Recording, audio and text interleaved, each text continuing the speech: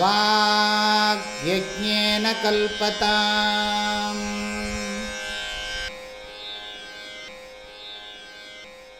படிச்சுட்டே இருக்கணும்.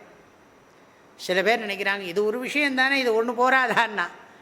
உனக்கு பிரபலமாகணும்னா அத்வைத அனுபவம், அத்வைத அனுபவம்னா என்ன அர்த்தம்? அத்வைத ஞானம் உனக்கு பிரபலமாகணும்னா, துவைத ஞானம் துர்பலமாகணும்னா நீ நிறைய அத்வைத ஞான பிரபலத்தை உண்டு பண்ணுற சாஸ்திரங்களை அபியாசம் பண்ணிகிட்டே இருக்கும். நானிய பந்தா வித்யதேய நாயா. முதல்ல புரிகிற மாதிரி தான் இருக்குது, இல்லைன்னு சொல்லலை. ஆனால் அதை ஆழமாக போக போகத்தான் தெரியறது எவ்வளவு துர்பலமாக இருக்குதுன்னு தெரியறது. அப்போ இதை திரும்ப திரும்ப அபியாசம் பண்ண பண்ண என்ன ஆகுது? பிரபலமாயிடுறது. ஓ